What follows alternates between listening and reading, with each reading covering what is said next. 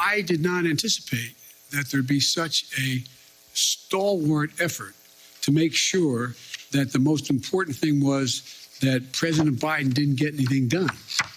Think about this. What are Republicans for? What are they for? Name me one thing they're for. Michael, you've literally fought with your own party about this. It's kind of crazy for Joe Biden to be so naive about, I never imagined the GOP would block me. But then Karine Jean-Pierre just reminded me a moment ago that he did get bipartisan infrastructure done with 17 Republican votes. So where do you stand on Biden and his approach to the GOP? Is it a success? Is it a failure?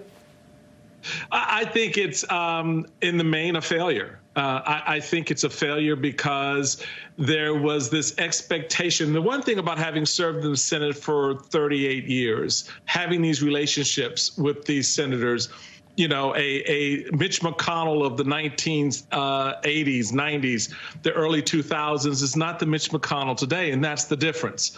I think Joe Biden had this expectation that those relationships that he had with a number of these senators, Rob Portman, Mitch McConnell, et cetera, would serve him well. That in some way it could almost offset maybe the friction he would get from a Joe Manchin, or maybe they could help him convince Joe Manchin to do and be the right thing in that moment. And so I think it was just a misunderstanding of the new political landscape.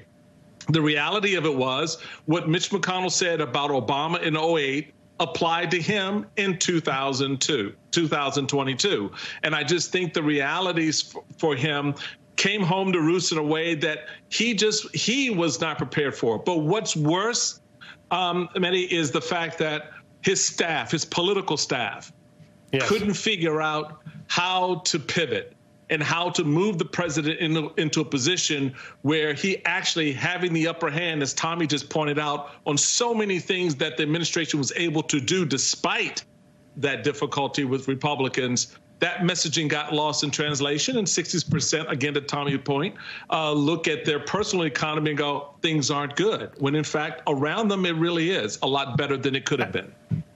And it's funny that you say that, you know, the relationships in the past may have biased his views, but it doesn't seem to have changed. Even yesterday, he was saying Mitt Romney is a straight guy. I like Mitch McConnell, even as they block voting rights every day of the week.